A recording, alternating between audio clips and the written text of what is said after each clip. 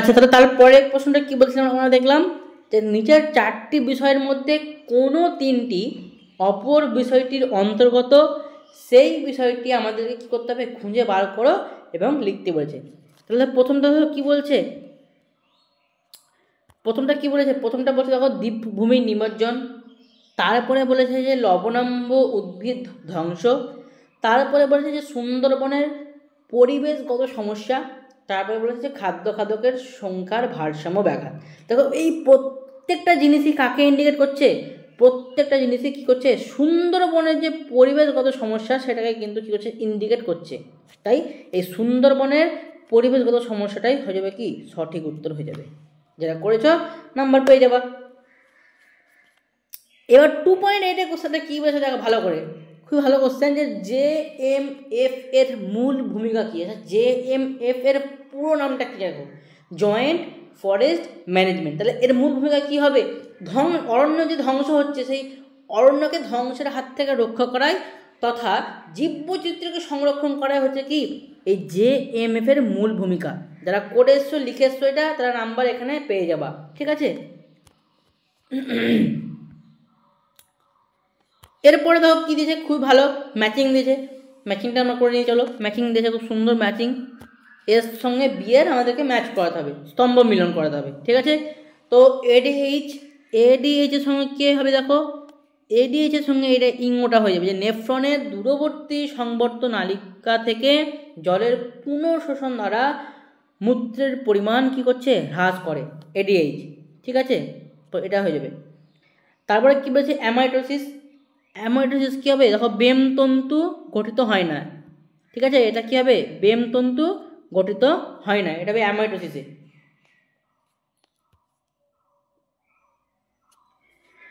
তারপর বলেছে থ্যালাসেমিয়া কি, থ্যালাসেমিয়া অটোজমে অবস্থিত প্রচ্ছন্ন মিউট্যান্ট জিন, তার ফলে তো হয়। থ্যালাসেমিয়া রোগের কারণ কি, এইটা 6 হয়ে যাবে, অটোজমে অবস্থিত প্রচ্ছন্ন মিউট্যান্ট জিনের ফলেই হয়। সমবৃত্তি অঙ্গ কি, অভিসারী বিবর্ধন, দেখো খ, অপশান ক্ষয় হয়ে যাবে এটা। মানব জনসংখ্যা বৃদ্ধি পেলে কী হবে, জলাভূমির হ্রাস হবে। তারপরে দেখো কী বলেছে, পক্ষী পরাগী পুষ্প কোনটি, পলাশ। দুটো ছিল, পদেই ছিল পলাশ, আরটা ছিল কি শিমুল, পলাশ আর শিমুল ছিল। তো এখানে কি হয়ে যাবে, পলাশ আর শিমুল ছিল, তো এখানে দেখো অপশান পলাশ আছে, অপশানে কী আছে, পলাশ আছে, তাই এটা উত্তর হয়ে যাবে পলাশ, ঠিক আছে। আচ্ছা, তারপরে কি বলেছে, এরপর দেখো আমাদেরকে 1 নম্বরে প্রশ্ন দিয়ে 1 নম্বরে যে প্রশ্ন আছে সেই প্রশ্ন দিয়েছে এবার, যে দূরের বস্তু দেখার ক্ষেত্রে অক্ষিগোলকের লেন্সটির বক্রতা হ্রাস পেলে, সরি এটা সত্য মিথ্যা দিয়েছে, নিচের বাক্যগুলো সত্য অথবা মিথ্যা আমাদেরকে নিরূপণ করতে দিয়েছে, কোনটা সত্য, এখনও কিন্তু শূন্যস্থান আসেনি, সত্য মিথ্যা দিয়েছে এটা। যে দূরের বস্তু দেখার ক্ষেত্রে অক্ষিগোলকের লেন্সটির বক্রতা হ্রাস পেলে ফোকাস দৈর্ঘ্য বেড়ে যায়, এটা সত্য হবে না মিথ্যা হবে, এটা কি হবে, তোমরা কি করেছো আমাকে অবশ্যই কমেন্টে জানাবা। এটা সত্য হবে, তাই তো হয় যে দূরের বস্তু দেখার ক্ষেত্রে কী হবে, অক্ষিগোলকের লেন্সটির বক্রতা হ্রাস পায়, ফলে ফোকাস দৈর্ঘ্য বেড়ে যায়, এটা সত্য, ট্রু, ঠিক আছে। আচ্ছা, তারপরে কি বলেছে, প্রাণী কোষের মাইটোসিসের অ্যানাফেজ দশায় অপত্য ক্রোমোজোমের মেরুবর্তী চলন ঘটে, এটাও সঠিক হবে, এটাও সঠিক, এটাও ট্রু, যারা সত্য করে আসছো তারা একদম সঠিক। তারপরে কি বলেছে, যে একটি লোকাসের ক্ষেত্রে হোমোজাইগাস প্রকট ও অপর লোকাসের ক্ষেত্রে হেটেরোজাইগাস প্রকট, এরূপ একটি জিনোটাইপের উদাহরণ হলো B, স্মল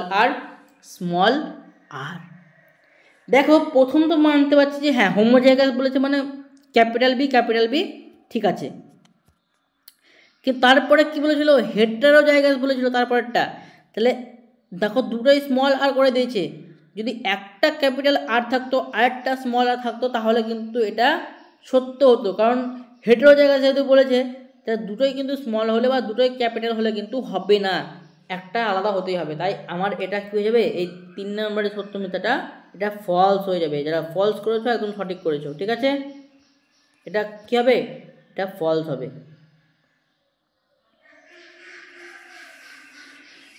তারপরে কি বলছে, ইকুয়াসের অগ্রপদে 4টি এবং পশ্চাৎপদে 3টি আঙুল অবস্থিত। আচ্ছা ইকুয়াস কি? ইকুয়াস হচ্ছে আমাদের যে সবথেকে এখন আধুনিক যে ঘোড়াটা, সবথেকে আধুনিক ঘোড়া সেটা হচ্ছে ইকুয়াস।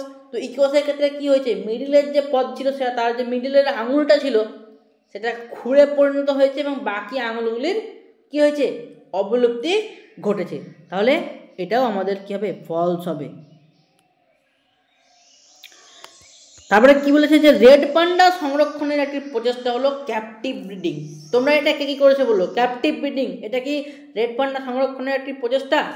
না, ক্যাপটিভ ব্রিডিং হচ্ছে কি কুমির সংরক্ষণের একটি প্রচেষ্টা হচ্ছে ক্যাপটিভ ব্রিডিং। তাই কিন্তু কি হবে, এটাও ফলস হয়ে যাবে। যারা ফলস করেছো একদম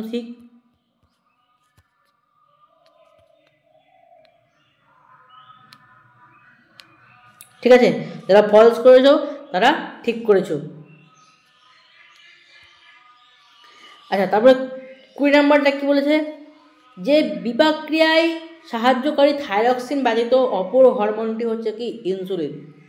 এটা কি কে কী করেছে বলো, এটা খুবই ভালো সত্য মিথ্যা। এটাতে কিন্তু অনেকজন হয়তো ভুল করতে পারে, ইনসুলিন হয়তো ভাবতে পারে যে ইনসুলিন কী করে বিপাক ক্রিয়ায় অংশগ্রহণ করে, কিন্তু না, ইনসুলিনও কী করে, বিপাক ক্রিয়ায় অংশগ্রহণ করে। তাই এই অপশানটাও কী হবে, ট্রু হয়ে যাবে। যারা সত্য করেছো তারা সঠিক করেছো, এটাও ট্রু হবে, ঠিক আছে, এটা ট্রু হবে, ইনসুলিনও বিপাক ক্রিয়ায় অংশগ্রহণ করে। তারপরে দেখো এবার কী দিয়েছে, এবার শূন্যস্থান দিয়েছে। এবার কি দিয়েছে, শূন্যস্থান দিয়েছে। প্রথমে দেখো শূন্যস্থানটা কী বলেছে, মানব দেহে মোট ড্যাশ জোড়া করোটি স্নায়ু ও সুষুম্ন স্নায়ু বর্তমানে, এই তো খেয়েছে। দেখো অন্যবার কি দেয়, যে শুধু করোটিয় স্নায়ু সংখ্যা কটা, কত জোড়া, এরকম দিয়ে দেয়। এবার কি বলেছে, যে সুষুম্ন স্নায়ু এবং করোটি স্নায়ু মোট কত জোড়া আছে। আমরা প্রত্যেকবার হয়তো করোটি স্নায়ুটা পড়ে চলে যাই, সুষুম্ন স্নায়ুটা পড়ি না, অতটা গুরুত্ব দিই না, কিন্তু ওটাও ইম্পর্টেন্ট থাকে।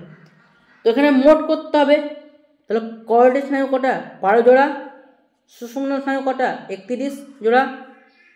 তো যোগ করলে কত হচ্ছে, দেখো 43 হচ্ছে, যোগ করলে কত হচ্ছে, 43। তো এখানে 43 হয়ে যাবে সঠিক উত্তর।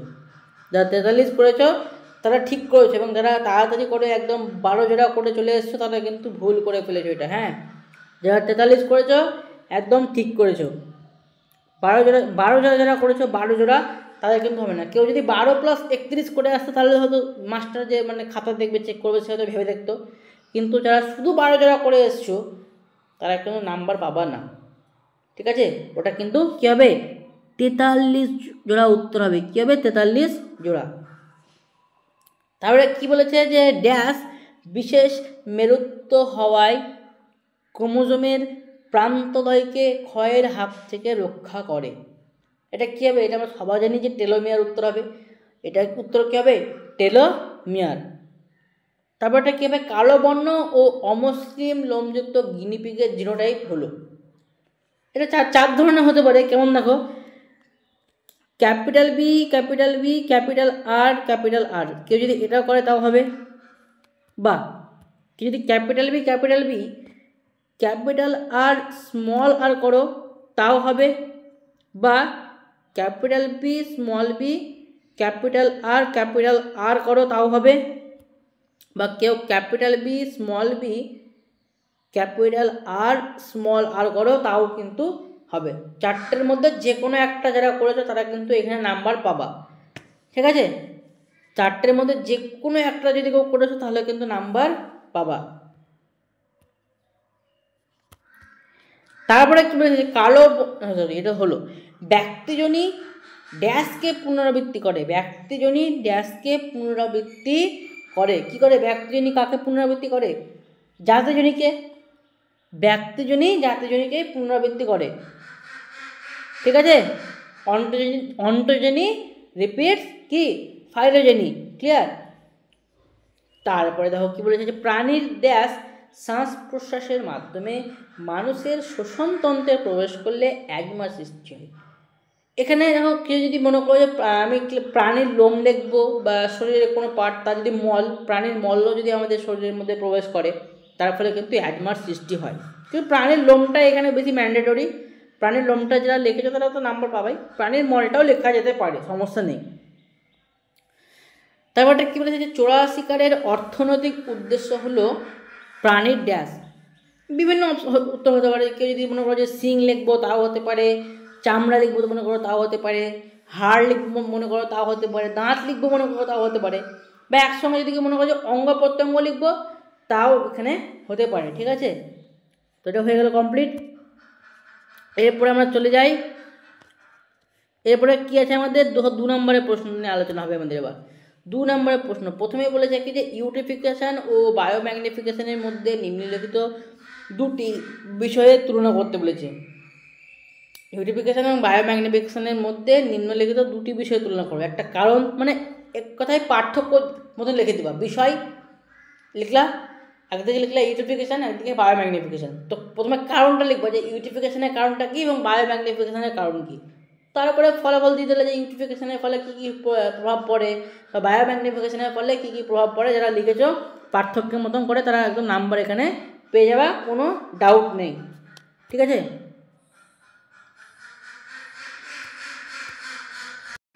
আচ্ছা দেখো আমরা এরপরে কী আলোচনা করছিলাম যে নাইট্রোজেন চক্র যদি ব্যাহত হয় তাহলে পরিবেশে কী কী সমস্যা হতে পারে। আচ্ছা এখানে 1 নম্বর সমস্যা হতে পারে কি যে পরিবেশে যে অম্লত্ব, মানে মাটির অম্লত্ব বলছি অম্লবৃষ্টি, সে অম্লবৃষ্টি হতে পারে, অম্লবৃষ্টির সমস্যা হতে পারে, বা ব্লু বেবি সিনড্রোম যে রোগটা হয় সেটাও হতে পারে। মাটির যে অম্ল ক্ষারের যে ভারসাম্য সেটা নষ্ট হবে।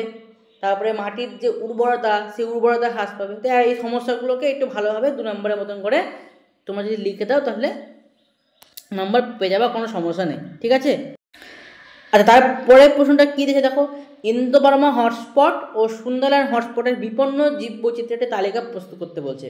তাহলে তোমার লিখবা যে ইন্দো-বার্মা হটস্পটে কী কী হয়তো উদ্ভিদ প্রাণী আছে যারা বিপন্ন হওয়ার মুখে, বা এবং তারপরে লিখবা সুন্দরল্যান্ড হটস্পটের কোন কোন জীববৈচিত্র্য, মানে কোন কোন উদ্ভিদ এবং প্রাণী দুটোই লিখবা যে কারা কারা বিপন্ন হওয়ার মুখে আছে। এরকম করে একটা দুদিকে তালিকা তৈরি করবা, মানে পার্থক্য যেরকম আমরা তৈরি করি না, এদিকে একটা তালিকা তৈরি করলা, এদিকে একটা তালিকা তৈরি করো। ধরো প্রথমে লিখলা ইন্দো-বার্মা হটস্পট, তারপর লিখলা যে উদ্ভিদ, এই উদ্ভিদগুলো বিপন্নের মুখে, প্রাণী এই প্রাণীগুলো বিপন্নের মুখে। একই রকমভাবে সুন্দরল্যান্ডটাও করবা, তাহলে নাম্বার যারা এভাবে করেছো তারা 2 নম্বর পেয়ে যাবা ইজিলি। ঠিক আছে, সমুদ্রের জলে তাপমাত্রা ও অম্লত্ব বাড়লে সামুদ্রিক জীববৈচিত্র্যের উপর কী কী প্রভাব পড়তে পারে। কী কী প্রভাব পড়তে পারে, ধরে নাও তার যে সমুদ্রের নিচে যে প্রাণীগুলো আছে তারা মারা যাবে, তারপরে যে উদ্ভিদগুলো আছে, হ্যাঁ যে উদ্ভিদগুলো আছে তারাও মারা যাবে। ফলে যাদের যে জীববৈচিত্র্য, সমুদ্রের যে জীববৈচিত্র্য সেটা কিন্তু কী হবে, ব্যাঘাত ঘটবে। যারা এভাবে একটু গুছিয়ে যারা লিখেছো তারা কিন্তু নাম্বার এখানে পেয়ে যাবে ইজিলি। ঠিক আছে, আচ্ছা এরপরে কী বলেছে যে বিশুদ্ধ গোল হলুদ বীজ ধারণকারী মটর গাছের ফুলের সঙ্গে বিশুদ্ধ কুঞ্চিত সবুজ বীজ ধারণকারী মটর গাছের ফুলের ইতর পরাগযোগ ঘটলে F2 জনুতে যে সকল জিনোটাইপিক অনুপাত 2 সেগুলি সারণী সাহায্যে দেখাবো। তো চেকার বোর্ড করে দেখাতে পারো এটা, বা হ্যাঁ চেকার বোর্ড করে দেখালে হবে। এটা আমাদেরকে ক্রস করে দেখতে হবে একবার।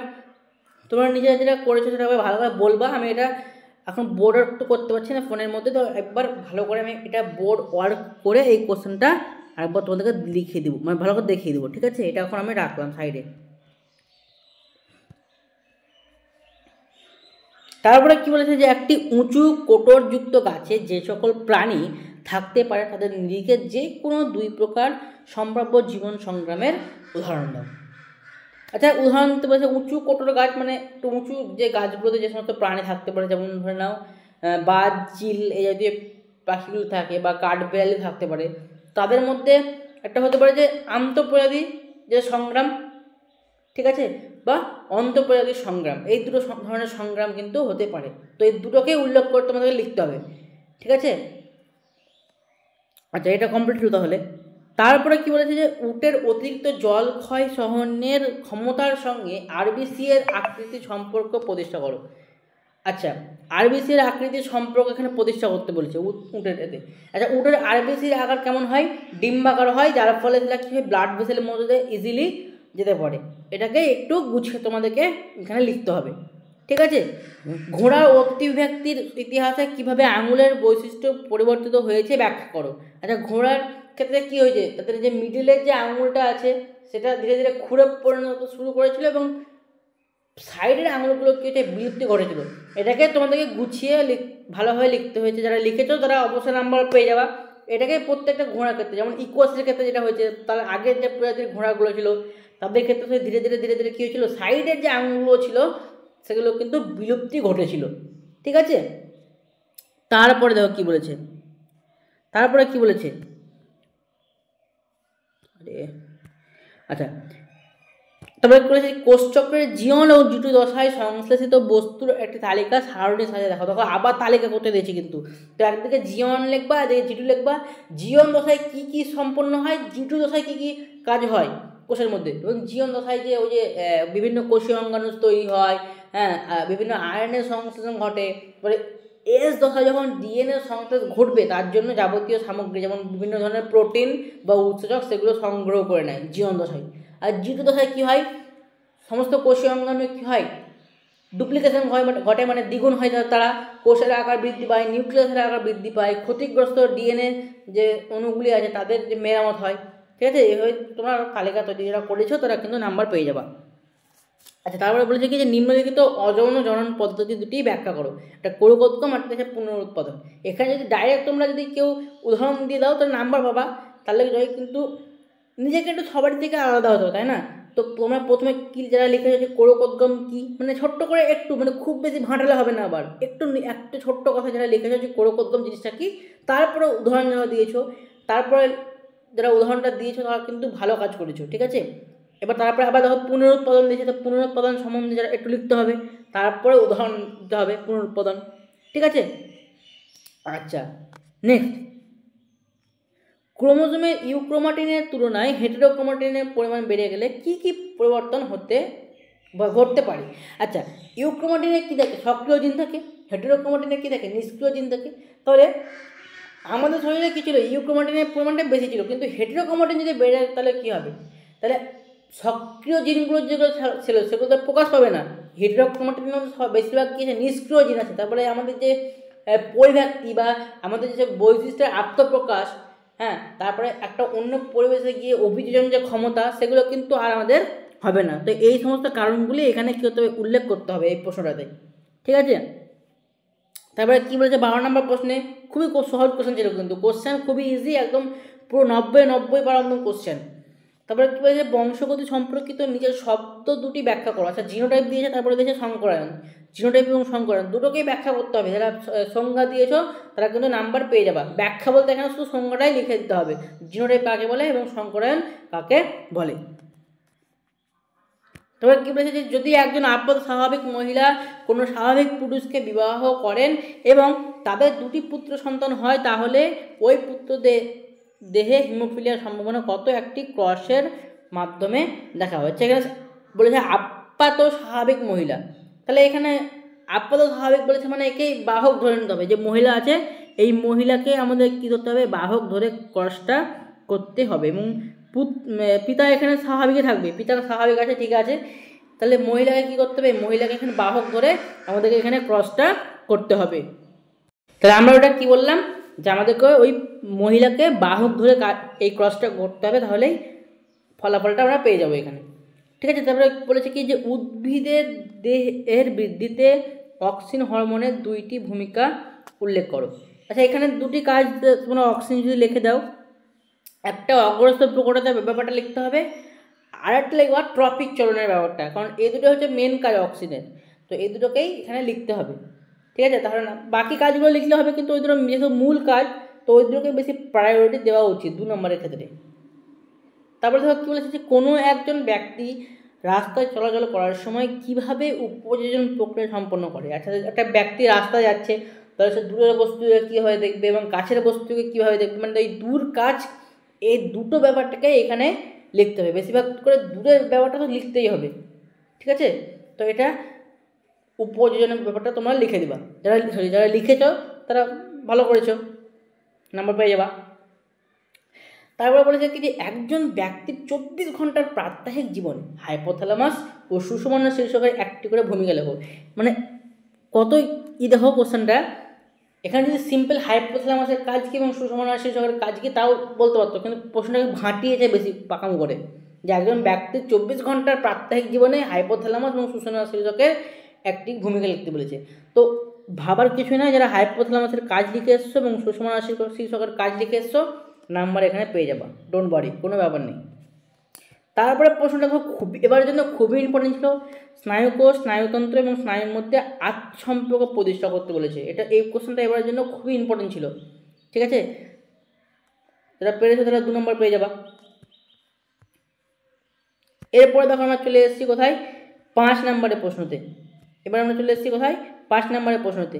তো এটা প্রথমে তো দৃষ্টিহীন পরীক্ষার্থীর জন্য দিয়েছে। আচ্ছা, এখান থেকে শুরু মেন মানবযোগ্য। দেখো মানবযোগ্য ছবি আঁকে দিয়েছে, এবারের জন্য খুবই ইম্পর্টেন্ট ছিল, কারণ আগের বার নিউরনের ছবি এবং ইউক্যারিওটিক ক্রোমোসোমের ছবি দিয়েছিল, এবার কিন্তু মানবযোগ্যটা খুবই ইম্পর্টেন্ট ছিল, বারবার আমি বলেছিলাম।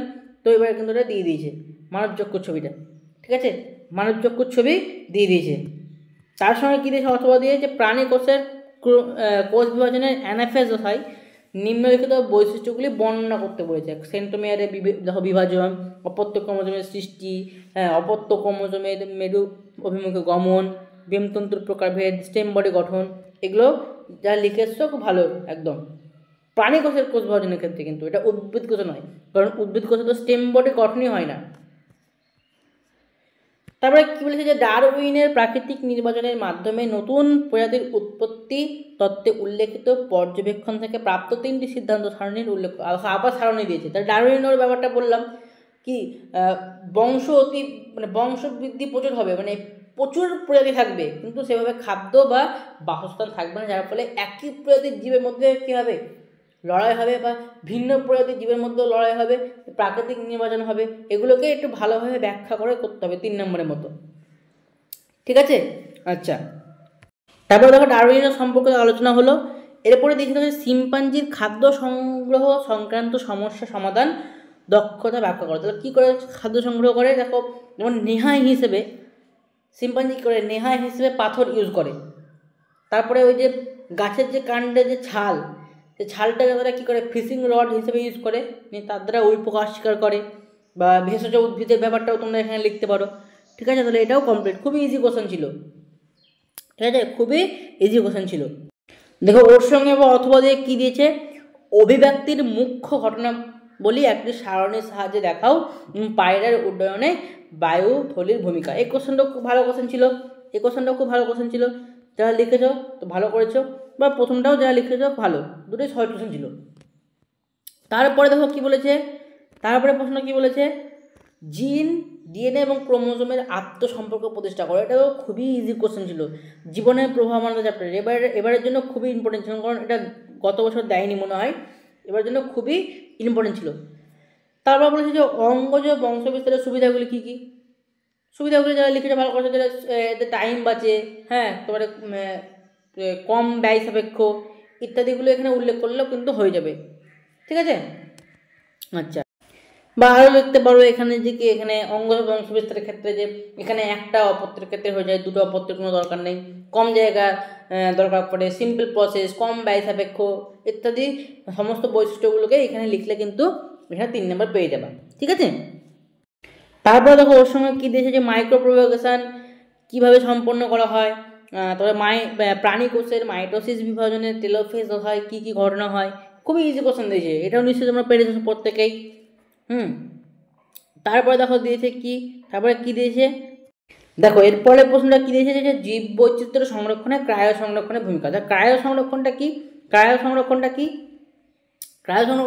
-196 ডিগ্রি সেন্টিগ্রেড নাইট্রোজেনের উপস্থিতি, অবশ্যই নাইট্রোজেনের উপস্থিতিতে কী হয়, বিভিন্ন জার্ম প্লাজম, শুক্রাণু, ডিম্বাণু, তারপরে বিভিন্ন স্পোর বা বীজ এই সংরক্ষণ করে রাখা হয়।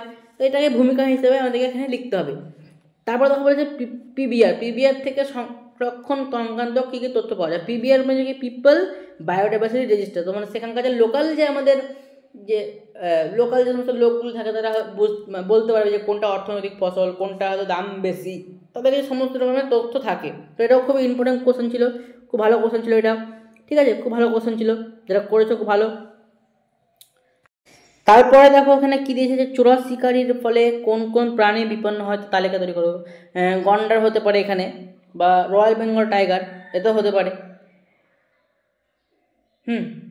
পরিবেশগত কী, তারপরে দেখো কী দিয়েছে পরিবেশগত কী কী কারণে ক্যান্সারের সম্ভাবনা বৃদ্ধি পাচ্ছে। এখানে যদি কেউ অধিবীজ দাও, অধিবীজ যেমন এখানে অ্যাসপারজিলাসের কথাটাকে লিখতে হবে। অ্যাসপারজিলাস কী করে, অ্যালফা টক্সিন নামে এখানে টক্সিন ক্ষরণ করে, সেখান থেকে ক্যান্সারটা হয়।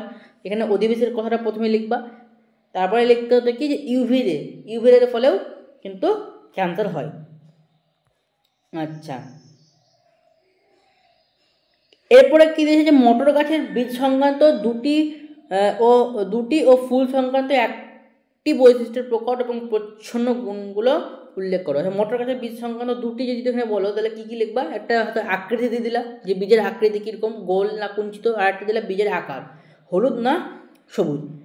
তোরা ফুলের কালার দিয়ে দিলে এখানে একটা ফুলের কালার দিতে পারো, বা ফুলের অবস্থান কোনখানে, কাক্ষিত না শীর্ষে, এরকম দিলেও হবে কিন্তু। হ্যাঁ, তারপর কী হয়েছে অনেক সময় দেখা যায় যে বাবা ও মা উভয়ে আপাত দৃষ্টিতে স্বাভাবিক, কিন্তু তাদের একটা ছেলে বর্ণান্ধ হয়েছে। তাহলে এখানে অবশ্যই তাহলে মাকে কী হতে হবে, স্বাভাবিক, তাহলে মা নিশ্চয়ই এখানে বাহক, বর্ণান্ধতার বাহক, এবং বাবাকে অবশ্যই স্বাভাবিক হতে হবে, বাবাকে অবশ্যই স্বাভাবিক হতে হবে, এবং মা যদি এখানে বাহক হয় বর্ণান্ধতার, তাহলে ছেলেও কিন্তু কী হবে, বর্ণান্ধ হবে। এবার এটাকে একটা ক্রসের মাধ্যমে তোমাকে দেখাতে হবে। ক্লিয়ার? আচ্ছা, ঠিক আছে। দেখো এরপর প্রশ্নটা কী দিয়েছে, এখানে ওর সঙ্গে অথবা দিয়েছিল যে সমাজ থেকে বংশগত রোগ দূর করতে জেনেটিক কাউন্সিলিংয়ের ভূমিকা। এটা খুব ইম্পর্টেন্ট, মানে এই একটা কোশ্চেনকে একটু গল্পের ওটা বেশি বাড়িয়ে দিয়েছে। এখানে সিম্পল যদি দিত যে জেনেটিক কাউন্সিলিংয়ের ভূমিকা কী বা গুরুত্ব কী, তাও কিন্তু হতো। তো যারা লিখে এসছো যে জেনেটিক কাউন্সিলিংয়ের গুরুত্বটা কী, তাহলে কিন্তু নাম্বার পেয়ে যাবা। এরপর একটা ক্রস দিয়েছে, তো ক্রসটা আমি এখন দেখাতে পারছি না, আমি এটা পরে একটা ভালো করে হোয়াইট বোর্ডে ভালো করে দেখিয়ে দেবো, ঠিক আছে। আচ্ছা, তোমরা নিজেরা একবার বলবে যে ক্রসটা কে কীরকম করেছো, বা কার এই যে অনুপাতটা বার করতে বলেছে, কত অনুপাত কার কেমন এসছে, ঠিক আছে। আমি মিলিয়ে একবার ভালো করে তখন দেখে নেবো, এটা ভালো করে করবো আমি নিজে আগে, ঠিক আছে। আচ্ছা, তারপরে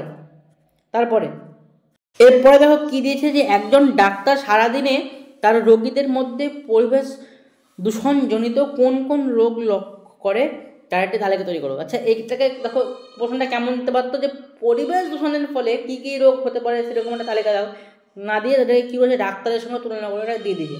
তো এতে ঘাবড়াবার কিচ্ছু নেই, অ্যাজমা হতে পারে এটা উত্তর, ব্রঙ্কাইটিস ইত্যাদি পরিবেশ দূষণজনিত রোগ কিন্তু লক্ষ্য করা যায়। কী কী বললাম, অ্যাজমা হতে পারে, ব্রঙ্কাইটিস, ঠিক আছে, এগুলো হতে পারে। তারপর ধর কী বলেছে যে কোনো একটি জাতীয় উদ্যানে বাঘ ও একশৃঙ্গ গন্ডার উভয়েরই সংরক্ষণের সঙ্গে কোন কোন ইনস্টিটিউট ব্যবস্থা সংশ্লিষ্ট আছে। বাঘের ক্ষেত্রে আমাদের কী আছে, টাইগার প্রজেক্ট, ঠিক আছে, এবং গন্ডারের ক্ষেত্রে কি অপারেশন রাইনো। তো এটাকে একটু গুছিয়ে তোমাদেরকে ভালোভাবে যারা লিখেছে তারা নাম্বার পাবা, সমস্যা নেই।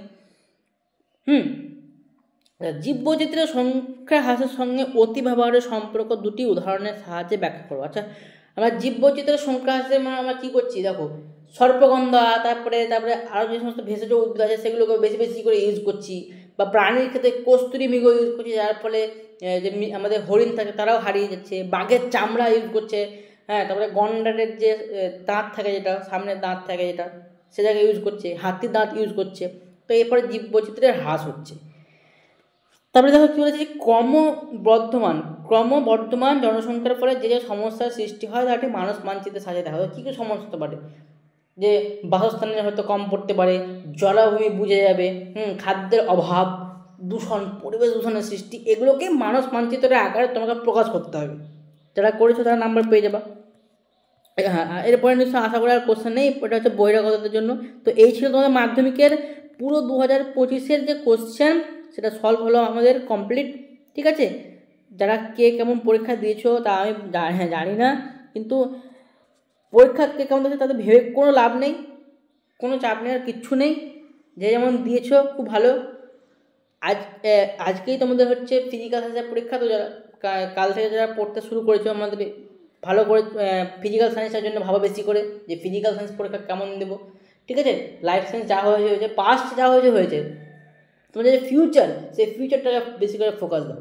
যদি আমাদের আজকের ভিডিও ভালো লাগলো, আমাদের কোশ্চেন পেপার সলভের ভিডিও যদি তোমাদেরকে ভালো লাগলো, তো অবশ্যই আমাদের ভিডিওতে লাইক দিও, কারণ সমস্ত অপারেটিং তোমাদের হাতেই। তোমরা যদি মনে করো যে লাইক দিয়ে আমি দাদার আগ্রহ বাড়াবো, দাদা এত কষ্ট করে আমাদের জন্য ভিডিও করছে, তাহলে অবশ্যই লাইক দিও এবং কমেন্টে জানাবে যে যদি আমি কোনো জায়গায় হয়তো ভুল বলেছি, তো অবশ্যই কমেন্টে জানাবে। এবং আমাকে আরও জানাবে যে তোমরা কে কী আনসার করলে, এমসিকিউ কত নাম্বার পেলে, শূন্যস্থানে কে কোনটা করেছো, প্রত্যেকটার আমাকে কী করবে, কমেন্টে জানাবে। এবং অবশ্যই আমাদের চ্যানেলকে সাবস্ক্রাইব করে দেবে, কারণ আমরা এরকমই এডুকেশনাল ভিডিও সবসময় আমাদের চ্যানেলে দিয়েই থাকি। ঠিক আছে, তো আমাদের চ্যানেল থেকে বায়োলিগাল কোডের সঙ্গে যুক্ত থাকো এবং আমাদের এভাবেই আগ্রহকে বাড়াও। থ্যাংক ইউ, আবার দেখা হচ্ছে পরের ক্লাসে।